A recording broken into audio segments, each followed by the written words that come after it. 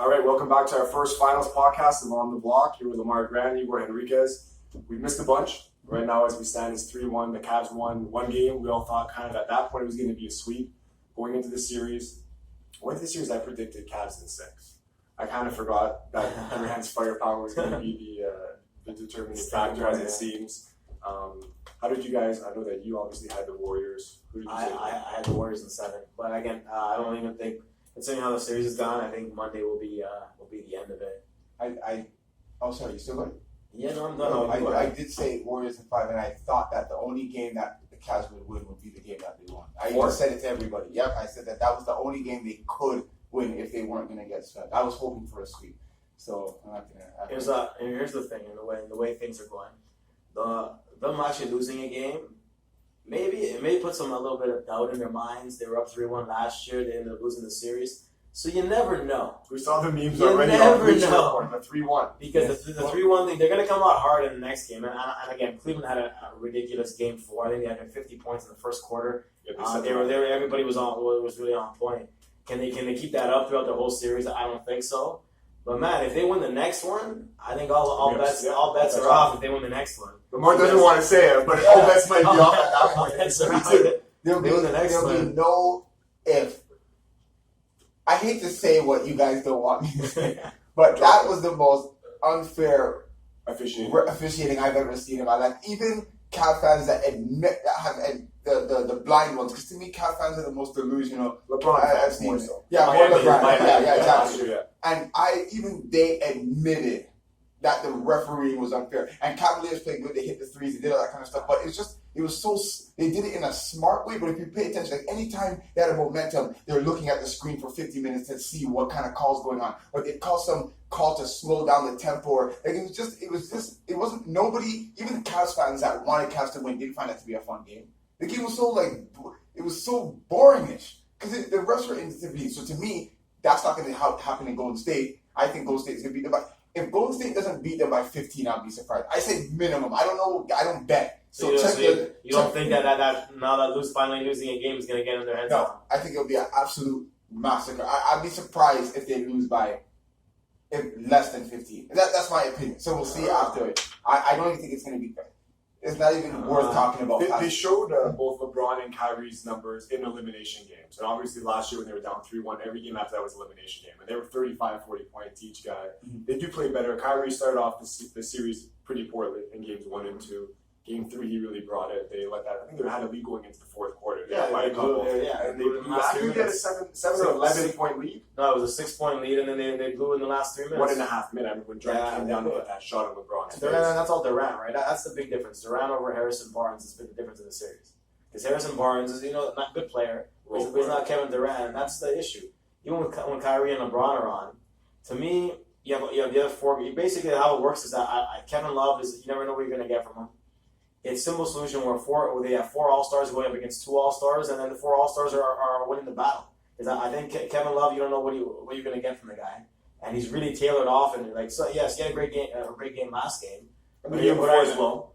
A great second half. But again, to me, the other 4 is simply if Durant and Curry can sustain what LeBron and Kyrie do, the Warriors win, because then you got to still deal with what Draymond brings, and when Klay's shooting. So again, then Tristan's not doing anything, and a lot of the bench guys aren't doing anything. J.R. Smith doesn't score for 60 minutes or 7 minutes. So that's been the real thing in the series, that the Cavs need secondary help, and they haven't really been getting it. I mean, even you guys can't say that LeBron's having a bad series. No, I'm saying he's having a good statistic. But you know what? I've never told you. But what did you tell me yesterday in the gym? What was the comment you made about LeBron and Kyrie? But I always told you, it's King Kyrie's team. I've always said that. We have a friend, Tosin, at the gym there, so we're talking about basketball. And Tosin makes the comparison. He goes, it's kind of a difficult comparison, but he compares Kyrie to Lowry, just such where they're both smaller guys that attack the net. And in that case, whatever, that's fine. So then he jumps in and says, it's not even King LeBron's team. He goes, it's King Kyrie's team. He is the best player on the team, which is definitely up for debate. And statistically, you guys okay, I gotta expose some things. First of all, I'm sorry. It's just really long. Lamar's exposing I gotta expose some things. Number one, when I told everybody, I didn't see you for a bit, but I told everyone what LeBron's gonna do going into the series. He's gonna. I think he was actually averaging triple-double, but I knew he was going to be high in there in the stats. So when they lose, because I knew that was happening, that he'd be able to lean on, I did all I could. No problem. So he went out there, no problem, that's problem. So that's fine. So he did it, right? Did his numbers, all that kind of stuff. The media guy asked him, are you tired? Are you tired? He goes, I'm averaging a triple-double. Like, I'm good, right? No problem. So you say that. It wasn't even like I'm good. It was almost a shot at the reporter because they were kind of exposing him, saying, and not just LeBron, any human being putting out that kind of effort. It's not like you're taking a shot at LeBron. It's like, you're doing everything you can. You're playing 44 minutes a game. Are you tired? I mean, even for him to just say, you know what? Yeah, it's a tough series. Give that kind of 110% of But he wasn't asking if he's tired because he keeps fading in the fourth. So they're saying, is that why you're fading? Yep. And he's saying, he's in a cocky way saying, I'm averaging a triple-double. I'm not fading. But he is fading every fourth quarter. So what I'm saying to you is that LeBron did something smart. So he made a comment, right? And he goes, the Warriors were already a 70-something win team, and then they added a few MVPs. So it was a smart comment, right? Yeah. Okay, fine. Then Durant goes up there, and he does his smart comment. LeBron paved the way for super teams. Beautiful. I couldn't have said it better myself. Yeah. So then LeBron came back with his smart comment now and saying, well, our moves are different. The move that me and Durant made can't be comparable. Oh, because Remember he said that the Warriors jumped into a team where they had a team already, That's whereas what he Miami said. did. That's what he said. Yeah. But which is more garbage to people who don't understand. Do you agree with what he said? See, the thing is, if you look at, and I agree with Russell Westbrook on this point, I think Russell was going a little bit on Twitter on this. If you look at it, Durant's move to a team that beat him the year before when they were up 3-1, to me is a shadier move than what LeBron did. Because that Miami Heat team really only had Wade, and he jumped on with Bosh, but it wasn't a team that he was in direct competition with for a long period of time. So if you look at Kevin Durant, he jumped on the Warriors bandwagon, while LeBron, he made the super team, but it wasn't a direct competition with him. So to me, the shadier move was Durant jumping on a team that beat him 3-1. And he was up 3-1, so he was literally a game away from beating them, and he jumped onto the bandwagon with him because he's just trying to guarantee himself a title. And now, do you agree with that? No, I 100% agree with that being shady. that I would never, in my wildest dreams, imagine a team beating me and me going to their team. That part is weak. But if we're talking about, that's not what LeBron's saying. He's saying that team was already good, and then you jump there. That's where I disagree. Because, let me explain. What I'm saying is that LeBron almost acts like him and Bosh went to Miami, and that was it. That's how he's making it sound. He went there, and the whole roster left. Then when he went to Cleveland, which is what you and me talked about, when he went to Cleveland afterwards, when he got destroyed by the Spurs, the only two players there that are on that team before he got there are him and Steph Thompson and Kyrie Irving. Sorry. Yeah. They got Kyrie interested, because Ben was going to see who's going to pick, but they swapped every single player on that roster before they went to the finals were gone from that team. Even waiters, who should have still been there, by the way, and they got rid of that whole team. So why are you saying that? Waiters not OKC, but go on. No, I said waiters should have stayed. Waiters should have stayed. Yeah, they even got rid of him, is what I'm saying, when he was still good enough. So what I'm saying is that yes, they had a good team, filled a draft pick and all that kind of stuff, and they added a good player. Fine. But they know how to play team ball. The reason why LeBron, to me, will never be able to make a super team as good as this team, I don't care if Wade and Carmelo come, is that they play a whole bunch of one-on-one ball. Basketball. Yeah, exactly. So they play great team ball, and they added a great player, which is fine. They added a great player to a team that already knows how to play together. But they're making it look like just because Draymond improved his game and Tristan turned into something that nobody thought he was going to turn into, that they had all these all-stars on the team. That's not what happened. LeBron brought... Tristan or Klay? Sorry, Klay, I apologize. Klay, sorry, I apologize. So what I'm saying is that what LeBron tried to do was something devastating, which was bring a whole bunch of players to his team. Even that Miami team was unfair. Battier was still an amazing defender who can hit threes all over the place. Ray Allen was one of the best three-point shooters of all time. The people that he kept trying to bring there was unbelievable. So I'm just saying that he's trying to fool the public, and people who are fans with him try to fool the public. Like it's just me and two guys came here. He thinks that everybody has a short memory. He's done that a lot of times. And I've been, you guys will call him on stuff like that, and people will call us haters. But it's the truth. Like, why is it okay for him to do it but not Durant, right? And now he knows that he can't really say it's not all right for Durant to do it. So he's kind of battling himself almost, right? And he's trying to think now before he talks because he never did that before either. But I want to get back to the series. MVP so far, I guess it's Durant and LeBron, right? You can really pick on who you want. Who needs to step up in this next game? I guess let's go to the Cavs. Wait, I have a question. Do you think even if Golden State wins, LeBron has a chance of getting MVP? No. Oh, okay, I thought that's what you were saying. Continue. What's the question? I would say this Durant has too much of an influence in it's unlikely, one but and two. he would be number 2, obviously. It's unlikely. You should win. You're not going to get a trophy. Yeah. Okay, sorry. So what's the question? The question is, who needs to step up on the Cavs for them to have a shot in the next game? Well, here's the thing, and just in my point of view, the issue that they're having is that every time they give LeBron a rest, the team go again. As much as he says it's King Kyrie, the team goes down significantly. Mm-hmm. They simply can't match up where Durant and Curry can go off and have a little bit of relaxation because Klay and Draymond are out there or whoever else combinations. They have that luxury. While right now the Cavs secondary players all need to step up. That's the only chance they have in this series is if J.R. Smith, guys like Tristan Thompson and Darren Williams, other guys like step up and have some kind of influence on the game. Right now, they're having very little, especially Tristan. I mean, they had that Khloe Kardashian crap they threw out there. They put her on TV and all this other crap every game.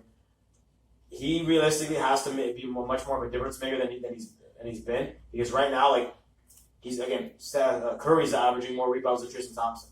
I don't think anybody would have really imagined that. Also, due to playing time, but yes. Okay, but you got to think that Tristan's got to be. He was their inside presence. He was the one area where, if you look at it, that was it's an advantage in there because again the Warriors, JaVale McGee plays some minutes, but they don't have a really good big. That's the thing because, and I don't mean to jump on Tristan's side, or I know that you might have something to say when you say about Casey matchup, say your own matchup, but at the same time, let's say you want to play Tristan and they're going with Durant as their center, and they got Klay at the 4, Draymond at the 5, whatever. Tristan can't guard any of those guys. Maybe he can guard Draymond because he hasn't really done too much offensively this series, but at the same time, it is a matchup game. So unless Tristan's going to go in there, you can drop the ball to him, he's going to bang with someone in the post, which he can't do.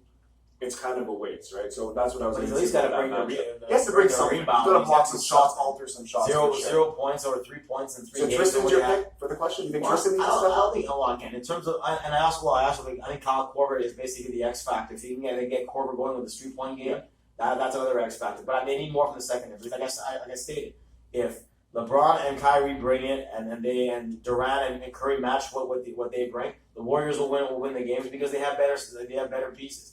When Klay starts shooting, it's over. If Draymond adds a little bit of offense, if they get other things from guys like Livingston and Iguodala and other things, they're in a lot more trouble. But again, if the Cavs can get some secondary help, and again, Kevin Love needs to bring it every game for them to really have an opportunity. I'm not talking about a half game or whatever. He needs to be more involved because again, right now it's an all-star competition. You need to match up against your guy at least. And hit the threes and be shooting better. And Korver to me is an X factor too because he should be the best 3-point shooter. Him and I guess Thompson and Curry are about whole team, but they need to be stepping up in terms of secondary help. The only thing about Korver is he could only get involved if LeBron involves him and the team involves him. He's not going to guy that's going to break you off the dribble. My pick, I was going to say, because I wanted to make a pick for Heat to step up. I think the guy that would have the greatest impact on the Cavs we've seen flashes has to be J.R. Smith.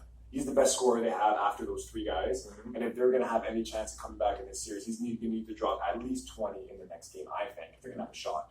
You want to make a pick? Because I got something else to touch on. Make your pick for the Cavs guy needs to step up, other than the big 3. Well, I don't really have a pick. I just want to say something about what you guys are saying. If you choose any team and say if everybody does the high potential of what they can do for what their game is, then of course they can win. Like it's not like if Kevin Love has 20 and 10, which is what he's capable of doing. LeBron has 30, Kyrie has 30, J.R. Smith hits threes, Tristan Thompson offensive rebound. Of course, that's all these factors. Yeah, but that's unrealistic. No, not everybody's going to hit their. Against that Warriors team, and you saw it in the last game, they're going to have to get a pretty Herculean effort to do that because again, unless the Warriors go massively cold or 2 out of those 4 go massively cold, your chances of beating that team aren't good at all. But I could picture Klay having 15 points, Draymond having 7, 7, and 7, and them still winning. So it's not like they are going to be. It's more so the Cavs. They're full team. Two more things I want to touch on right now.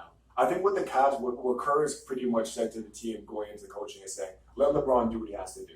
Let him get his triple doubles. We are going to let him get to the net because eventually it's going to wear him out, and we're seeing that. Some teams might say let him shoot the shots. He's being smart enough where he knows he's not a good enough shooter. He's not taking those threes unless they're wide open. He may be taking 2 or 3 a game. So I think they're purposely allowing him to get those triple doubles inflate those numbers, which nobody cares about except LeBron, is greatness, right? Exactly, that's what I'm saying. So what Kerr is doing is smart. He's saying, let LeBron go to the net, let him take KD off the dribble, don't foul him. He's going to miss some tough layups. He has. You have to contort your body. Don't let him get guys like Korver, because once you have to think of it from the basketball sense. Once the man is driving, you have help. Whoever you're helping off is a three-point shooter like Korver, JR, Kyrie. Then you're going to be exposed to those open threes. So I think Kerr's done a good job, or even Mike Brown, who's there. I've been setting a game plan to letting LeBron do what he wants, not letting anybody else beat you. And that's been their key to success. And having Brown there is a big thing. He's used to coach LeBron, right? He knows a lot of his tendencies. He knows a lot of strengths and weaknesses. He can definitely help with that. Now, one point. Now, let's say the Warriors win the series, which they're likely to do. How do you think the Cavaliers react to what happens? Do they, knowing that, again, it's a small window because LeBron's not getting any younger? I've heard trade Kyrie for Chris Paul. And I've heard other crazy rumors about them, Paul George, or they're gonna need to do something. So what do they do? If they I've heard the Carmelo. I don't know if that Carmelo definitely can score, and you don't really need to defend in this series as we see with the scores in the 140, 130 each team. Carmelo and Paul George, I would say, are like one of the two. Obviously, you'd rather have. It's tough actually, because at first I was gonna say you want Paul George because he's more of a complete player, but we've seen in this series you need firepower to win. And I feel like Carmelo is the better scorer. He's a professional scorer, maybe the best scorer of his generation. Close, Durant. I think. Well, that's a different generation. Okay. Yeah, you're right. 10 years. Yeah.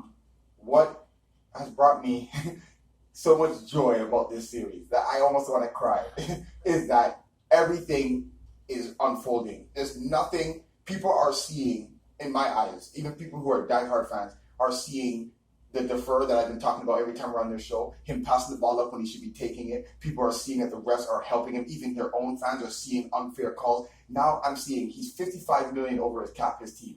He's the reason they signed Tristan Thompson to that big deal. He's the reason that they gave J.R. Smith that big money.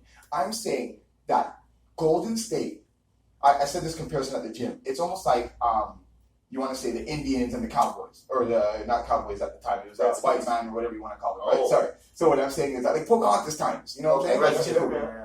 Like the white man. Yeah, exactly. So you see the guys with guns fighting the guys with bow and arrows, and they're good warriors. They have swords. They can do things, but you can't beat guns. Now you see one of the Indians saying, "Man, I'm tired of this." They pick up a gun, and now they're picking up guns and fighting back. And the way the Cavs are acting, and Cav fans are like, well, that's not fair. Why don't you guys stick to your bow and arrows? Because LeBron wants to be the only one with stacked teams. So what I'm saying is, no, hold on. What I'm saying is that Golden State is a team that showed that they know how to play together, and they added someone. There's nothing LeBron can do. Like, I'm watching him. There's nothing he can do. Bring Paul George. It's just going to be more one-on-one. It's going to be Kyrie's turn, LeBron's turn, and Paul George's turn to shoot. That's not going to beat Golden State. They're a team. So hold on. So you don't believe that Golden State, after what happened last year, was like, we need to add another star for people to brought? No, I'm saying that they had 2 years. I'm saying they went the first year and won. No one really expected to win that first year. They're a good team, whatever. The next year they went and blew out everybody, and then they ended up losing. Obviously, I'm going to say Draymond, but they still had 2 chances to win, so they lost. They didn't go. They didn't remember that first year they beat LeBron solo. Exactly, but it was still 6 games. Yeah, but okay, exactly. Without KD. Okay, so think about it. So they had 6 games. I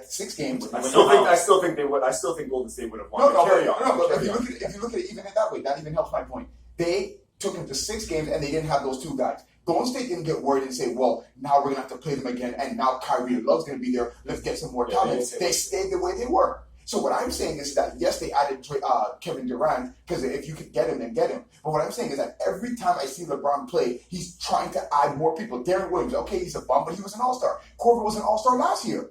He keeps trying to add people during the season that could cause damage. Luckily, through mercy, that these guys are stinking the bag once they get there. Larry Sanders, he's tried everybody. So what I'm saying is that he's going to continue this process, all because Golden State one time took Durant, which is an amazing move. You're going to say that discredits all the time where they never revamped their roster? They've been developing their players from the beginning. They're the OKC of what OKC blew it when they didn't resign Harden, but it wasn't their fault because Harden choked in the playoffs. But I'm saying they're what OKC did. They built it the right way. Yeah, the right way, and then they just added a superstar. And they know how to play team basketball. Hasn't the Golden State formula been very similar, where they've added older guys that are looking for chasing rings, and then they're taking them at small deals, like David West, for example? David West, the only guy I think with David West is he doesn't even.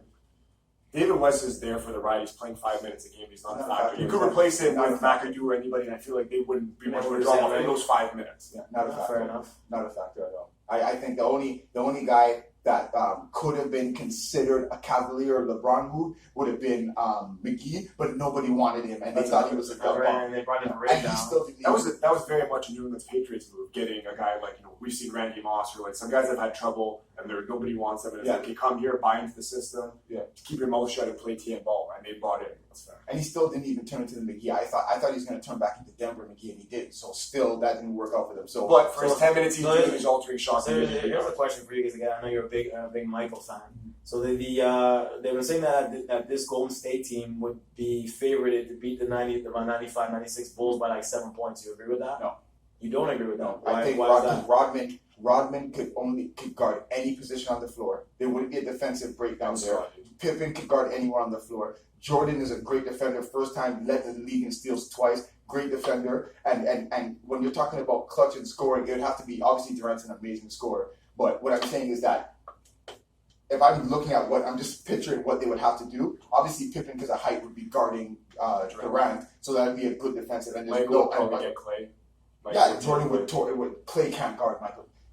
Clay's a very Clay's good a good defender. defender, but Yeah. he can't He can't guard guard Michael that Jordan. kind of athleticism. He can't guard Michael Jordan, and I'm just seeing. I think it would be like maybe a 7-game series. 6 or 7 game series. I don't know what I think. I just know that it would go 6 or 7. No, the evolution. They've been talking about a lot of the evolution of the athlete. Of the game. And you look at, and I'm looking, and I watch old clips, and I look at the guys that used to play back in the early '90s, and you see how big some of these guys are now compared to how small those guys would be.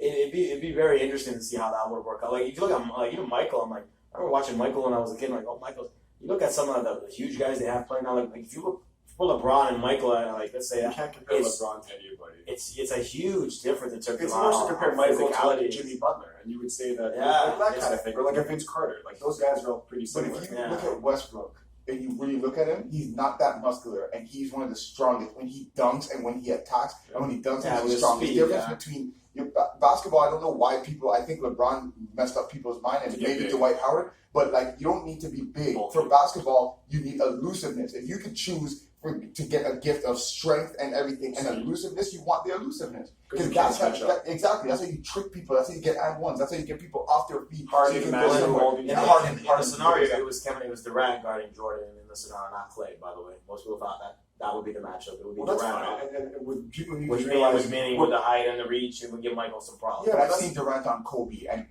Jordan's better than Kobe, and they couldn't guard Kobe. They couldn't guard Kobe, and Kobe's the closest thing. I don't know. It's not like, don't get me wrong. Durant's obviously a very good offensive player, but I'm talking about on defense. Mm-hmm. Him just being in front of someone for a guy his size is playing incredible defense. Because if you're staying in front of your man, your hands up, you're doing your job. Yeah. Now with Michael, obviously, to run off picks. Now, does Durant want to waste all his energy running around picks? That's what I'm saying. You put someone in one, which last one I want to touch on, because I want to get off that back to this. We have to go get free. What the Cavs have been trying to do with Curry, because he's clearly their weakest defender, they're trying to put him in the pick and roll. And when you get in the pick and roll, you get that switch with LeBron, which we've seen, which we'll talk about and end that very quick, and it doesn't go well for Curry. It does not go well. So, and it's a smart thing on any team. You put the weakest defender in the pick and roll, you get that switch, and you use the LeBron term, you expose him. Yeah, and Curry has been exposed multiple times. But not like anybody can really guard LeBron, but obviously Curry can. There's a lot of guys who can, but you're right. Anybody can guard LeBron. Not anybody. A lot of those guys. The Curry thing is that he's shooting him way to left like a mosquito. Yeah. And another thing I want to touch on. Curry's been solid, but he's last year he had the injury, so we'll give him maybe a pass on that. The year before he was the Australian guy, Dellavedova held him in check, and now we've seen him. The first couple of games do really good at home, and when he's gone to Cleveland, he hasn't been as well, especially last game.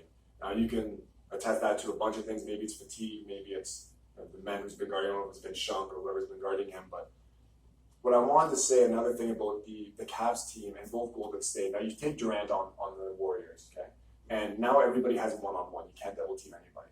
So I think everybody becomes a better player when there's no help. Klay, Curry, Durant, all these guys have one-on-one instead of a guy lurking on that double team. So I feel like that's another thing with Durant. Not only is he bringing his points, he's bringing spacing to the rest of the team, which allows everybody else to operate in more spacing. It's a funny comment that Steve Kerr made. I guess it's stuff like he kind of made it seem like this was Durant's team. Yeah. I don't know how well that sits well with the rest of them. considering he just jumped on, especially with Curry.